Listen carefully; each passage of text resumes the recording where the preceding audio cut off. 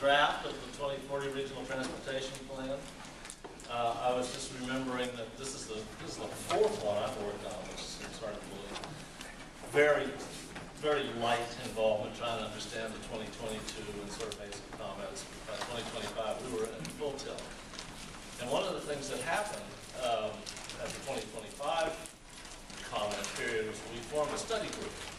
And that study group spent tremendous amounts of time digging into the plan, which by the time it's all out there, it's huge because it's full of every kind of stuff you can imagine. And we sort of got it that the beginning issue is what's the vision for the plan? What are the goals for the plan? And those were, for the first time, influenced enormously by citizens in the 2035 round when HJC held this, does anybody remember what it was called, this huge regional Envision Houston region, that's right. Lots of people attended, lots of people commented, and we got comments that were, I remember Alan Clark at one of the meetings saying, so, you know, we're going to, and there's Alan saying, we're going to have, your comments, we want to hear what you want in the way of transportation. And they started saying, well, preserve green space, you know, or stronger communities. Yeah, but what about the transportation part? Well, that's what we want. It was interesting. But those goals made it into the 2035 plan, which I thought was one of the great narrative pieces anyway for real, I think, really wonderful progress. So now we're into 2040. And just so you know, and you're all welcome, this one piece of paper here that has the RTP thing on it is about, this study group will start up again next Tuesday at 11:30 over at our building, 3015 Richmond. The notice will go out, and everybody's welcome to come sort of learn more about it. And then we'll have a subsequent meeting on the 10th. It's a lot to go through. And please tell me, well, I guess you will, what is the closing of the comment period? Well, once the plan is complete, we will have about a 30 to 45 day comment period. Oh, I thought there was one sort of now. Oh, there was one for the TIP, which was not for the draft of this. Not yet. Okay, so we're not under pressure. No, and so we're still in the process of that. So I want to introduce a couple of people. Here's Alan Clark, who is the Transportation Director or Manager, is that right, Alan? Yes. And Charles Wimple, who is the Associate Director. Chief Operating Officer. Chief Operating Officer. And Isaac Ramirez now, who's the Chief Transportation Planner and has been working this plan. And so he's going to tell us all about it now. Hey, well, good afternoon, everyone. My name is Isaac Ramirez, and so I'll be chatting with you today not only about our development of the 2040 Regional Transportation Plan, but also a topic that is hopefully of great interest to you, which is the environmental considerations as part of our plan development. As I mentioned, we are currently in the process of developing our plan and have a number of things that we've accomplished, one of which is a discussion of impacts to natural resources and how we can include those considerations in our plan. So our conversation today will be a very brief overview of what the RTP is, the natural resources considerations and how we intend to not only characterize those but address them in our plan, and also opportunities with which you can get involved. I think it's great that you've got a little group of stakeholders that are convening, and hopefully we can incorporate and identify some of those issues or concerns that you'll generate. So what is the RTP? Well, it sets the investment priorities for our region for the next 25 or so years. It's a multimodal approach, so it looks at all aspects of the transportation system: bicycles, pedestrian, roadways, transit. It helps identify where federal funding, state funding, and local funding will be directed. And then also, it helps us create an approach for discussing the various benefits and impacts associated with the sets of projects that we identify. The plan itself, like you had mentioned, has a vision which foundationally is a safe, multimodal system that helps our economy continue to grow and thrive. We have a number of goals that are also built around achieving that vision. Before I get into the goals of the plan, I think it's important to contextualize the growth that our region is experiencing. Currently in 2010, or 2014 now, we have about 6 million people in our region, scattered throughout the 8 counties. 65% of those are located outside of Beltway 8. By 2040, we're expected to grow to about 10 million, with 71% of those located outside of Beltway 8. So this map is just a forecast that is revised on a quarterly basis to reflect new inputs and new development that we're aware of. The employment trends are also pretty profound or dramatic. If you look by 2040, 52% of our employment will be located outside of Beltway 8, according to these forecasts. Our region is unlike many others in the sense that we have not only a number of various employment centers that are scattered throughout our region, but also all employment sectors in our region are expected to grow in a meaningful manner. You know, a lot of the commute patterns traditionally have been to the core, but our region, as a result of these various downtown or isolated employment centers, we don't see those commute patterns. It's more suburb to suburb commuting, or you know, not so much focused on going into the urban core. So as a result of all these population, demographic, and economic trends, what's the implication? Well, more people, more jobs, more development. Currently, trends show that there's an extensive reliance on single occupant vehicle trips, meaning that to get from point A to point B, be it for work, for fun, or for whatever else, we're doing it by ourselves in our car. And then as a result of increasing vehicle fuel economy, the amount of tax revenue that's generated for transportation projects grows at a smaller proportion than population or VMT. So the implications are more people, more cars, and potentially less resources to address these problems. So with those sorts of tensions or challenges in mind, I think it's important to highlight the goals that will help us achieve our vision. These goals are pretty similar to what have been presented in the 2035 update and include a lot of the spirit or the tenor of other HGAC plans and studies. The first one is improving safety for all users of the system, bicyclists, pedestrians, motorists, transit users. Manage and mitigate congestion. I think we've acknowledged that as a result of this extensive population growth that our region is experiencing, congestion will likely get worse. It's not a matter of how we can improve it, but rather keep congestion levels kind of at a stable level. Ensure strong asset management and operations. We need to ensure that we're getting the most out of our existing system before we can invest in other sorts of assets. Strengthen regional economic competitiveness. Again, we contend that our region has been largely successful in growing and thriving as a result of, you know, the very diverse economy, and we want to ensure that our plan helps continue to address or enhance that. And the most important one, or the topic that will be the focus of our conversation today, is conserving and protecting our region's cultural and natural resources.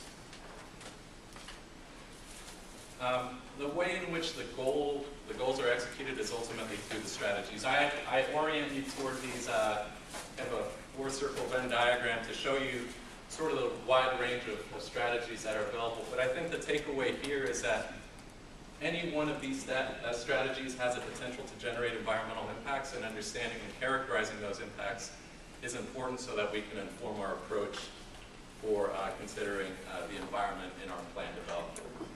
Multimodal network expansion focuses not only on conventional network expansion of roadways, but also transit and active modes, again, to re-emphasize the transportation system for all users. Management and operations, again, is trying to get more out of the existing transportation system. Development coordination is initiatives intended to help kind of bring together land use and development decisions and align those with transportation investments that may occur to get the most out of the transportation investments that we make. And then state of good repair is no one likes driving down a rough pothole-filled road, so we intend to ensure that there's an acceptable state of good repair for our region's transportation assets, not only roadways, but also transit and other facilities as well. So what's the environmental strategy? Well, this slide here outlines sort of the approach that we intend to take. The most important is identifying the critical environmental assets. So in the past, the ecological mapping tool has been developed to help provide a characterization of high-quality ecosystems. We've built upon that through the environmental asset screening tool, which adds additional environmental and demographic indicators to not only equip us with a sense of what's on the ground, but we also intend to make that available to the public through an online mapping tool. As a result of these characterizations, we hope to enable an early coordination process that will support public involvement to ensure that our investments and priorities reflect those of our stakeholders. The ultimate intent, of course, is to avoid and minimize impacts, with the emphasis being on avoiding impacts.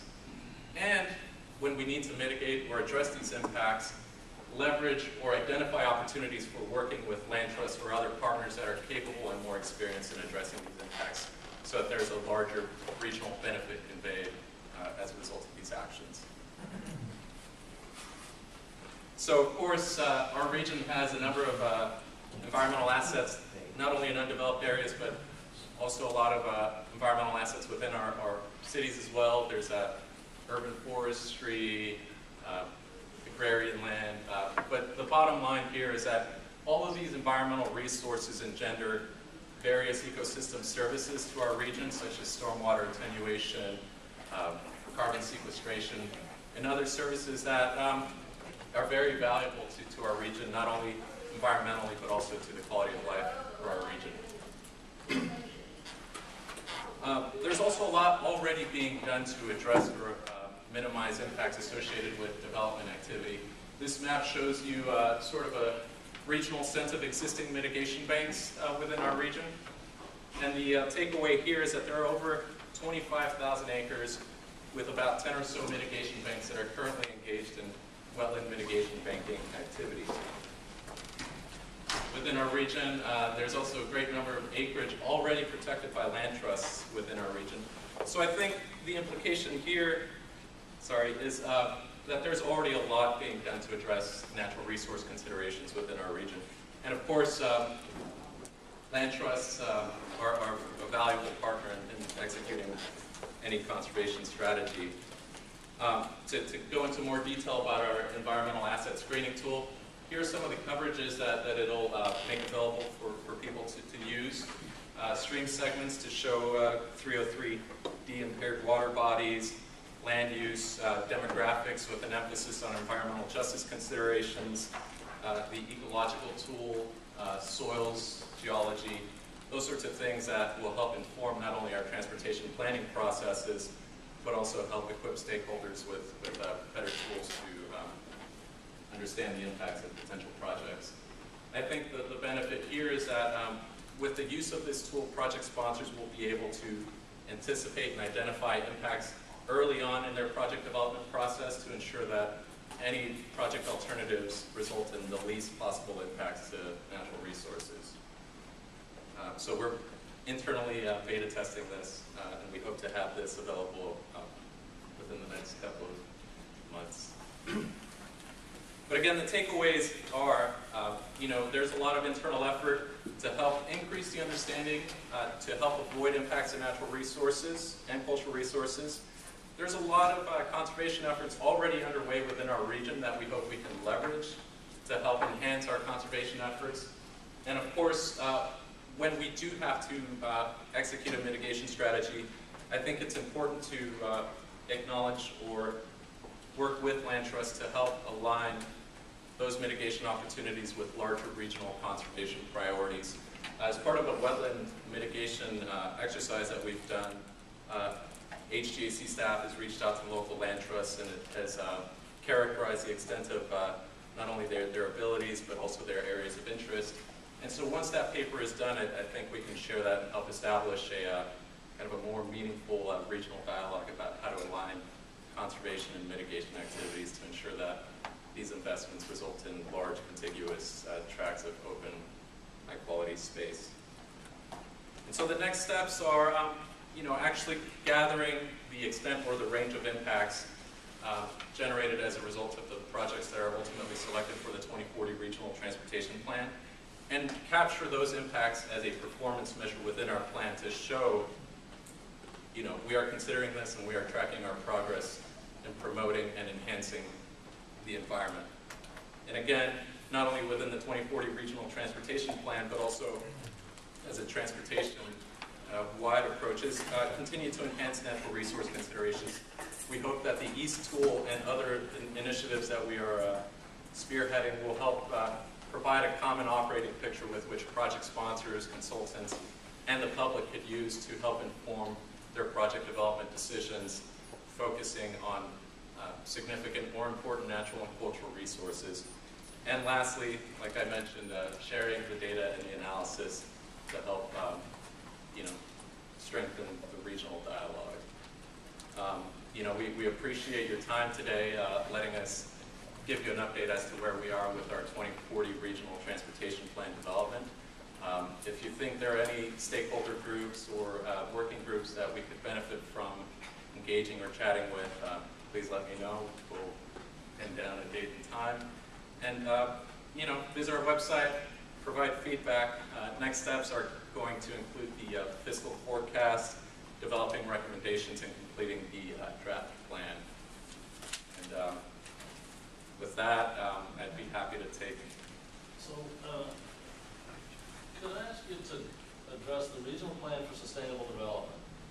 Is something that was happening in parallel earlier, and there was quite a bit of talk about trying to get the goals and the vision in line, but that seems to have gone by the wayside a little bit. And also, some people talk about that. And there are other issues like air quality, Sure. and the fact that, remember the survey that they did for the plan on how asking people how they would spend $100 on transportation, and people would spend a little bit more money on sidewalks and bikes than they would on new roads. Sure. You and I know that most of us in this is going to be good roads. How do you bring this into sync with the citizen views in the survey? Sure. I'll have two answers for you. The first one is the inclusion of the plan into our regional transportation plan. I think part of the exercise in terms of creating the goals and the vision for our plan entailed an examination of the recommendations from the our great region and ensuring that there was no discord or inconsistency with those. So I think we've done an exercise to ensure that we've captured the heart of the goals and the vision of our great region. In regards to the spending preferences, we did view those survey results, and I think we will certainly use those to help inform the recommended approach for project selection, but ultimately the TPC will make a decision based on the number of recommendations that we have. But it's something that we are considering as we identify the projects that will make the plan. So, when I go to make an investment in a mutual fund, there's a statement that says, just because it performed this way over the last 10 years doesn't mean it will do that. How are you applying that kind of thinking to regional transportation planning? Because I see, everything I see says, oh, we're just going to keep doing what we've been doing. Because, and clearly, what we've been doing has not worked as well as we would have liked it to. So what's different? Well, I think to the disclaimer or caveat, if you will, we certainly do acknowledge that the realities are not of the future are not what we think they will be. And so I think we are definitely trying to incorporate to I guess the most practicable extent insights or information that will help us ensure that we are characterizing those changes or impacts in the best approach. I think a good example of that would be this dialogue about smart cars and vehicle-to-vehicle communication or vehicle-to-infrastructure communication. We're really racking our minds just trying to find an appropriate approach where we can actually include these sorts of topics for discussions meaningfully because, the 25-year planning horizon, a lot happens in 25 years that we certainly can't grapple with. So I think this is just a snapshot in time. And I think that's why it's also important to continually engage in this process to ensure that we are revisiting our priorities and the realities of our region.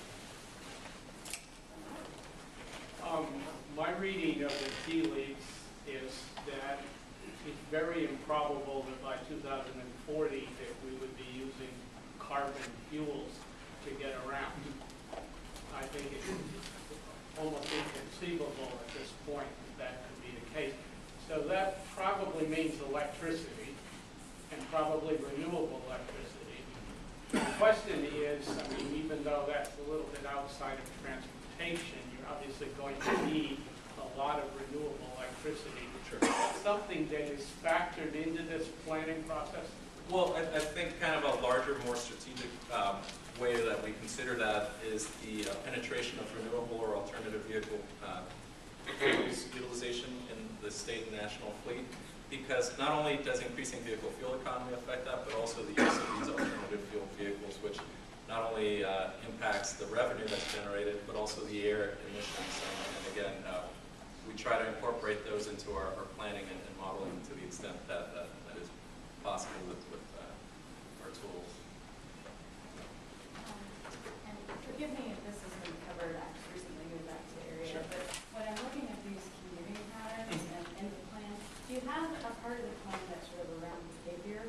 So for instance, you know, some employers have 980s, what can you do to take that Sure. up more, and just talk about how we can Sure. sort of get that commuting down? Sure. A large component of one of our strategies, which I think would fall under the management and operations, is addressing sort of these employer incentives to help foster these telecommuting alternatives or other mechanisms that would help modify the commuting patterns and behavior for benefit.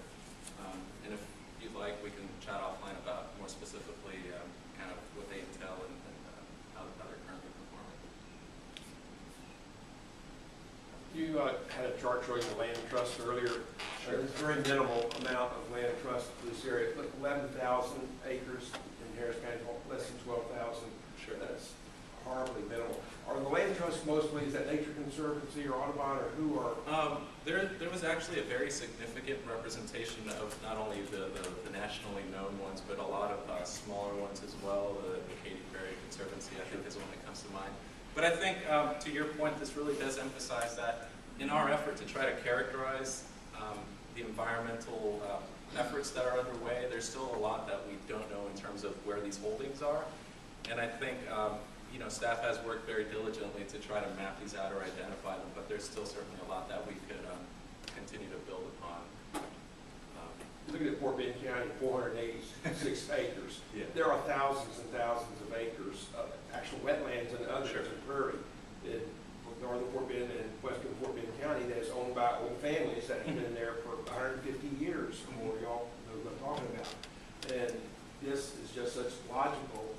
Of course, they're waiting for development. We would like to have some place for the birds to rest. Sure, and I think kind of one of the implicit opportunities as a result of this exercise is that when we know in very general terms what the potential range of impacts will be, we can start to identify these areas of impact and work to, in essence, mitigate or conserve early in the project development process, so it's not a reactive kind of piecemeal approach. And I think that hope is, if we know where it is far enough, we can have sort of some, I guess, coherence to kind of assembling large tracts of conservation land, rather than very small, fragmented segments. Well, everybody knows our population is growing, and as long as people keep having kids, we're going to have to expand and make everything larger. What we need is a master plan. I've been saying it for years. Multimodal terminal will be the hub. From the hub, you get the lines. From the lines, you get the stations. We have supposedly a rail system, high-speed rail system coming down from Dallas. The guy that's doing it wants to have the station over at the old post office. That would make a good multimodal hub.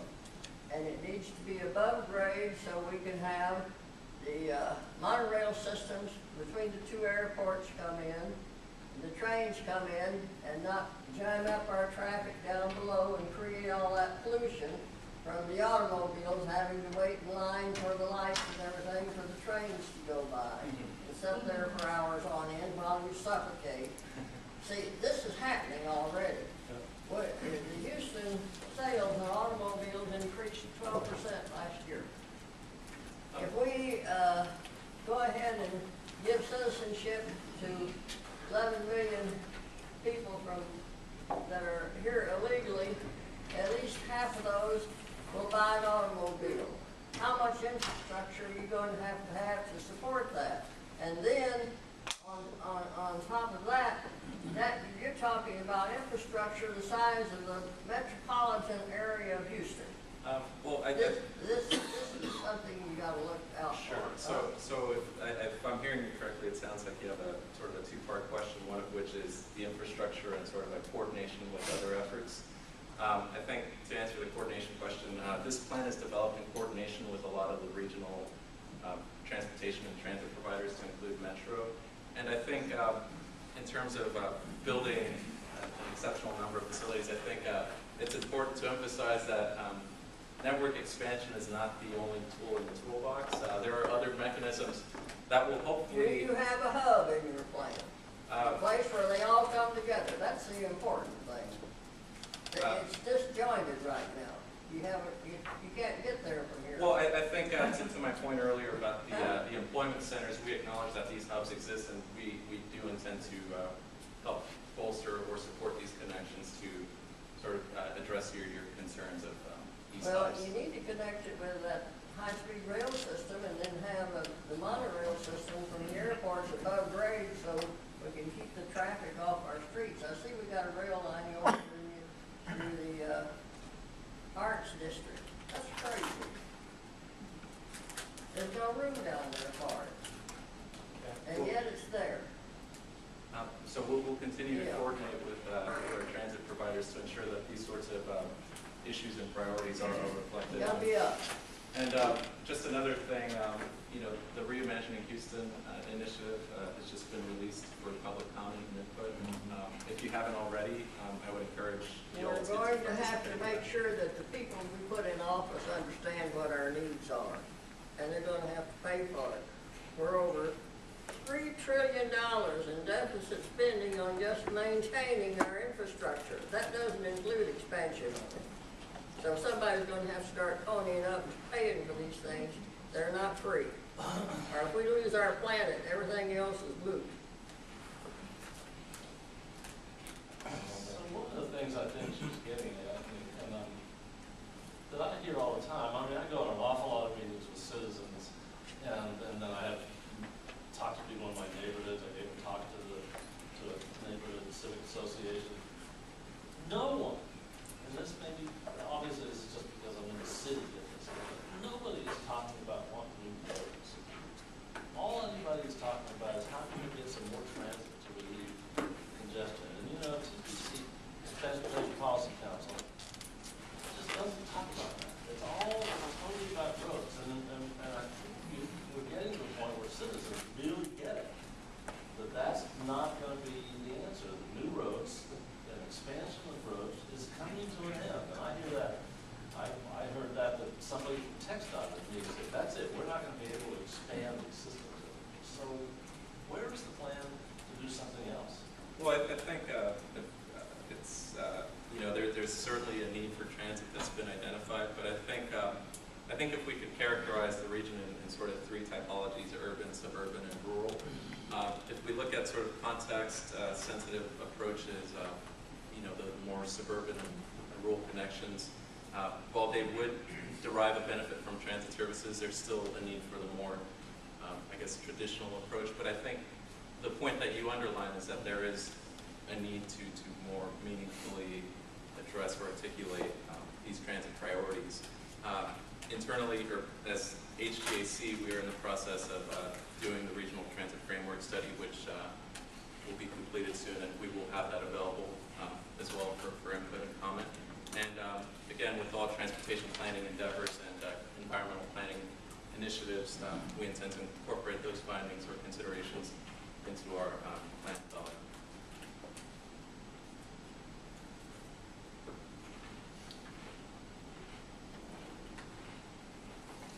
One of the things I noticed on your maps is that when you showed population growth, Yes.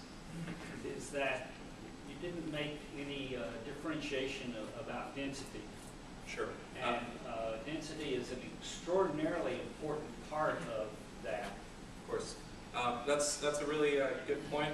This map is intended to show one dot represents 100 people, but what's lost more specifically in these core urban areas is the density. One of the outputs of the model shows that the urban core of our region, more specifically the central business district, will continue to develop and densify, and these kind of more suburban communities will also continue to densify. And so, you know, we do have that information available. If you'd like me to provide that to you, I'd be more than happy to send it over to you so you can examine those.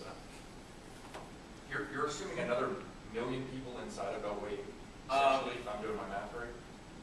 You know, I believe that I'd have to look at the numbers. I can Roughly another million inside I of think Beltway. our forecasting data will have that, which is it's pretty profound, pretty dramatic growth in population, but also employment. The kind of a lot of the growth in both employment and development is clustered around the northwest areas of our region. And so again, I can certainly send you the latest demographic forecast. And again, this is kind of an iterative process. So whenever a new development is announced or any activity that we know of is taking place, we revise the model to reflect those sorts of inputs. So I'd encourage you to. I think it'd be useful to have the Grand Park ready for maps. Yeah, it used to be there all before it existed. Now that it exists, it's not there. It's just mapping illustrated. And it is gobbling up the Katy Prairie as we speak. As they lay another mile, another 4 or 5 square miles gets turned over to suburban development, cul-de-sac subdivisions, which is just an awful way to develop stuff. One point that I didn't, I don't know if it was clearly kind of alluded, but one of the things that we hope to get a better sense of is what are the secondary or induced development impacts with our investment decisions. And so again, we will hopefully have a very rough characterization of what that might entail and you know, build a dialogue around those sorts of data points. So in the, there's 134 towns and cities in the 13 counties. I don't know how many there are. 8 counties? Does anybody know that? But it's a lot. And a third of them lost population in the last 10-year census thing. And that's totally about things like the Grand Parkway, where you do 186 miles and touch, as far as I know, only one of the towns and cities, to avoid them on purpose.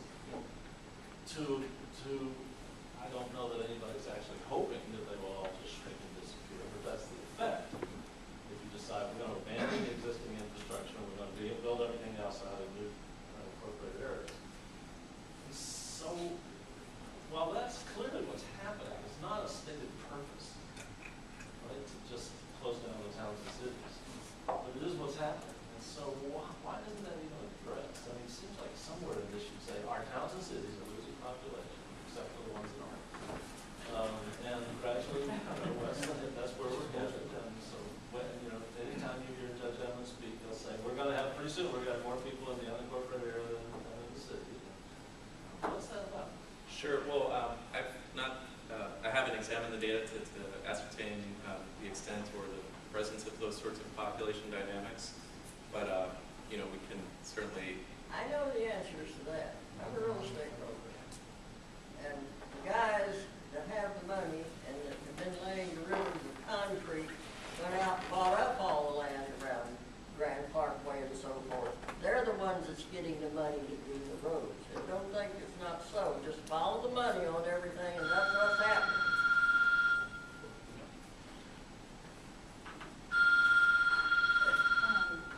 I'm trying to pull a couple things together. So Sure. you had the slide that talked about, due to increasing fuel efficiency, we're looking at having not quite enough money to maintain infrastructure. And then you're probably familiar with the Strong Towns curbside cap, where he talks about sort of financing infrastructure, not having to get credit. Sure. But looking at, and then was pointed out about town, just tomorrow was talking a lot about this polycentric growth connected by, I don't know if you're still talking about that, but when I left town, that was the sort of the mantra. And so one of the things I'm wondering about is under policy and incentive mechanisms to get people to actually sort of build in these sort of denser areas so that you've got the tax base to support the ongoing maintenance of infrastructure so that the roads aren't coming for roads. Yeah, and I think we are trying to identify the best approach with which we can, I guess two things right there is kind of private sector investment in transportation infrastructure, but then also the ongoing sort of maintenance of these facilities and how those pay for themselves. And, I think part of I'm sorry about this virus scanner, part of the discussion about the revenue, which is part of the next steps, the fiscal forecast is identifying what sorts of mechanisms are reasonable estimates that we can include as part of our plan to leverage these sorts of interests or activities. And so we are trying to work through the mechanics of how to incorporate the plan. And specifically sort of mitigating against the sort of leapfrogging development because this land is cheaper and I Sure. don't have to go up against these regulations and this red tape, and making urban densification renewal something that's financially attractive and you can actually sort of do it. Yeah. We had the benefit of chatting with a real estate developer, and Houston is an unregulated environment, and so until recently, high-rise or dense urban development was not something that traditionally seen. But I think as developers are starting to see the success of some of these test case projects, the the murkiness of the process is starting to be addressed, and I think there's kind of that private investor, private developer kind of willingness to now embark on these projects more deliberately. I mean, just even in the last 2 to 3 years, the amount of high-rise residential development has gone up pretty dramatically. I've noticed we've been sort of slowly moving from the HOV lanes to hot lanes around the city. Is there any part of this plan that kind of talks about a more comprehensive hot lane network kind of covering the city? I mean, right now it's very downtown centric. I mean, it's more about putting them on 610, putting them on the Beltway, being able to have the ability to, say, offer a one-seat ride on a shuttle bus or a bus from any neighborhood to any of the job centers. Sure. I think that would be addressed within it would be a major investment priority as part of one of the strategies. So within those major investment priorities, we would identify that sort of investment in terms of the extent or location of those investments.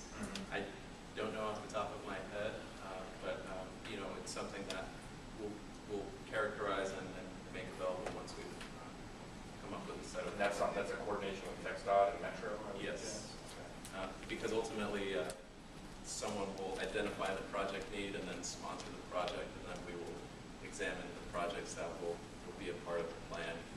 And so, Metro or TxDOT will say, hey, we need this in the plan. We'll look at all the projects and examine them based on their So they feed their projects up into the plan instead of you guys setting a vision and saying, here's an idea for a whole comprehensive hot lane network. TxDOT can do these pieces, Metro can do these pieces. It would be consistent with the vision that we established for the region. But there has to be a willingness for partners to help execute that vision. And that's where that input comes into play. So in looking at those maps of the jobs, it's sort of an undifferentiated block, right, as you can see. Sure. We got data from HJC about the top 25 job centers and did maps that look totally different from this map. And they actually show 88% of the jobs are inside, I don't want to say the city of Houston, that may not be exactly right, but it's something close. And they are all sort of tightly clustered around these centers, and all but 2 of them are inside the city of Houston and inside the metro service area. Why would you show that kind of a map? It's much different. Sure. Well, I think there's a couple of issues. These forecasts are revised quarterly, so in light of new development activity or population trends, those are revisited, and so unfortunately I don't know the date in which those maps were produced. But, you know, it's something that, 6 months ago. okay.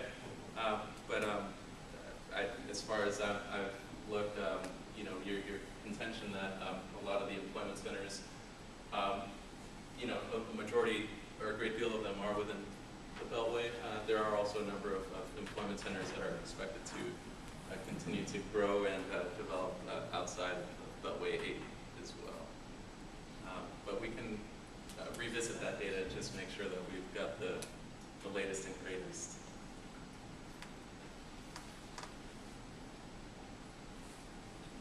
How accurate have previous forecasts been both fiscally and for population? Well, the population growth forecasts have actually been pretty good.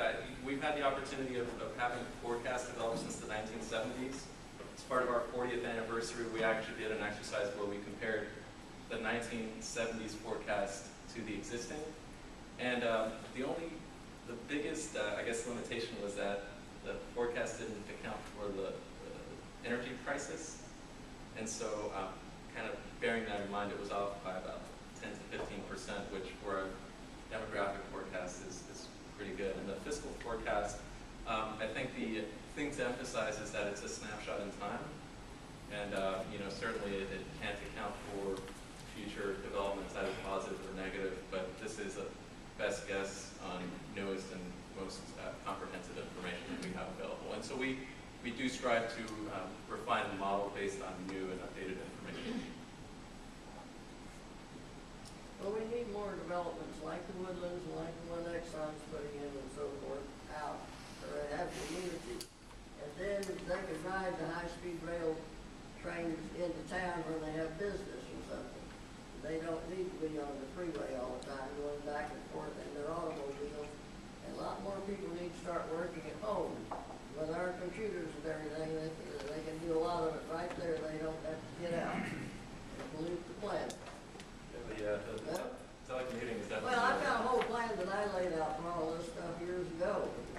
In '01, I tried to get the mayor to do a national master plan group in here to get a plan laid out then, and HGAC turned it down. So, you know, their hindsight's still not kicked in yet. So I had hoped that you would, since our study group was not good, that you would have moved down more with the vision. I mean, the vision you stated is not the vision that I took off the website this morning. And you didn't list the goals. Is that easy for you to do? Oh, yeah, we have the vision. I think for the economy of words and time, the vision was not included in the slide deck, but we can, you know, send you. My understanding was the website has been updated, and if it hasn't, it will be. I had that this morning. Yeah, so it sounds like we probably need to just make sure that that website's been updated. So this vision is written down here is not the vision anymore? It looks like the vision that we have. But I'll double check and let you know. But these are indeed the goals, and you know, we also do have our subcommittee meetings, and I would encourage input and discussion when we reconvene that group as well. Or if you have any other stakeholder groups that you'd like to have us chat with, this input is meaningful and very insightful. You know, right now we are also attempting to engage the environmental justice or Title VI communities, and so you know, I think that that's also very critical outreach piece. It's just so different from the previous round. So I'm not clear how citizens are going to react. The communities are going to transit or balance. Sure. Well, I think part of the discussion of the goals is, you know, the goals are very, it's a technology issue. I think part of the benefit with the goals is, or the opportunity with the goals is that these are very kind of, I don't want to say appetizer, if you will, but it gives you sort of the larger imperative. And within the plan, we actually articulate, you know, what, in more detail, what benefits they provide or what they engender. For instance, with improved safety, we talk about transit users, active mode users, and we actually track those with the performance measures that we've discussed with the committee tackling TPC. And I think the other one, strong regional economic competitiveness, one of the desired outcomes is to increase the quality of life of the region by ensuring that projects or priorities have a very diverse and robust multimodal transportation system. So I think you know, the goals, once you take them with kind of their supporting materials as they will be presented in the plan and the executive summary, or if you want to receive sort of the goals with that documentation, we can certainly chat about that as well. But I really do want to reemphasize that the goals have a lot more pith to them within the document. Again, you and I have talked about this before, but the last I heard, this one, conserve and protect natural and cultural resources, doesn't have a performance measure. Oh, well, that Is was, that going to change? well, part of the next steps that I that highlighted upon was actually to capture those impacts in a very deliberate approach through this analysis and having a performance measure developed as a result of those findings. So I think we definitely took to heart and tried to work through how we would create a meaningful performance measure that reflected conservation priorities within our region. That forecast of an extra million people inside the Beltway, is that based on extrapolating building permits or?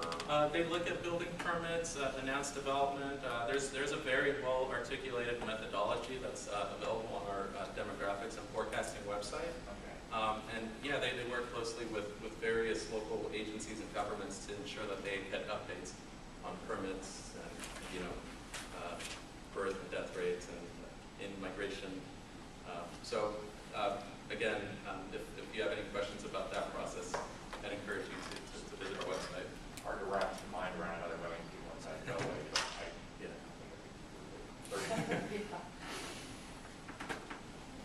Seems easy. That seems easy.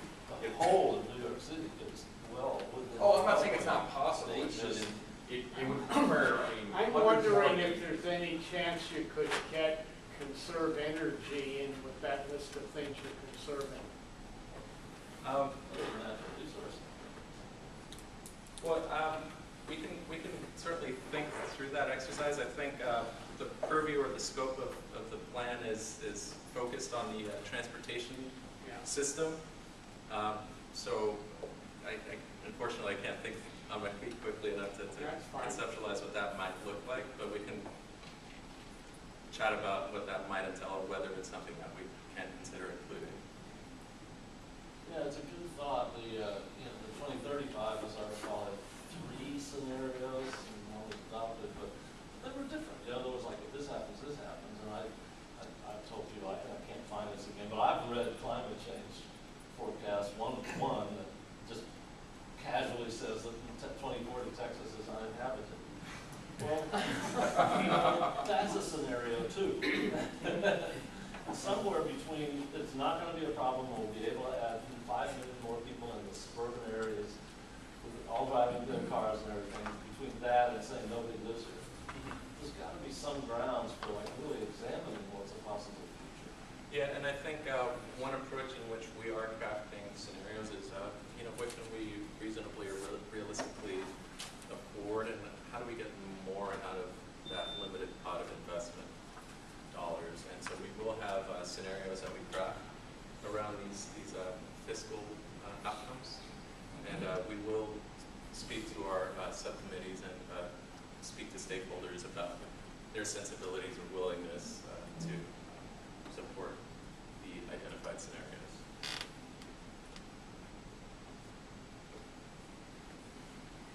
This is a quiet group from this group. You know, all those cars, they need to be designed like bumper cars. Yeah, there was a recent study that was released that there would be 4 times more capacity generated on roadway systems as a result of these intelligent vehicles driving themselves. And again, these are very profound and significant implications, but I think the driver is how do we incorporate these considerations in a meaningful manner into our plans. And you know, again, while you know the presentation may be at its end, we can certainly accept and you know, take any comments you may have, for if there's a need or a willingness to have kind of a follow-up meeting. We definitely would appreciate any opportunity to be able to chat about our plan development process, just to make sure that we're hopefully heading in the right track. So I'll say again that we, if you came in late, this flyer, we have says, notes that we're going to start a new study group about the RTP, and it will be next Tuesday at 11:30 at 3015 Richmond, and anybody is welcome to come. And if we get significant numbers of people who weren't here today, Sure. we might ask you, is there possibly you or something? Yeah, of course. And in the meantime, before that, I should be able to get the most current stuff off of the website. I will make sure that you have the most current vision, goals, It's up there. performance measures There now. on the website. Yep. Okay. Isaac, you might talk a little bit about the time frame for developing the plan. Sure. David said a couple of times that you were going to talk about the draft plan, but we don't have a complete draft of this plan now.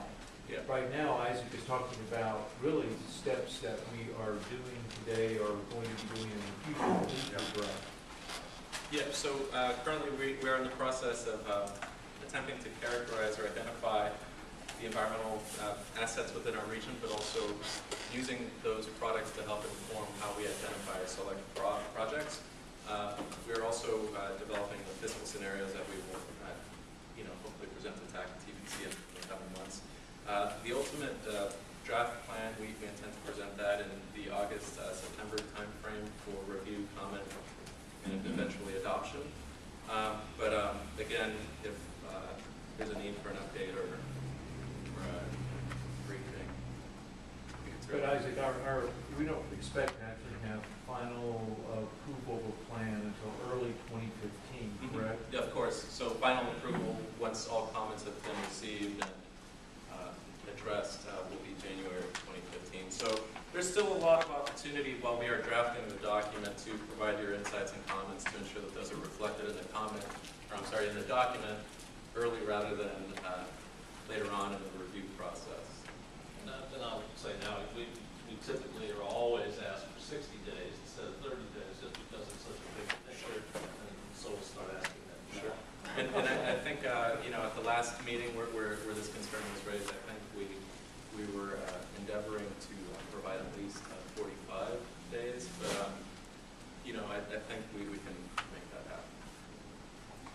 Well, unless somebody else has another question, thank you very much for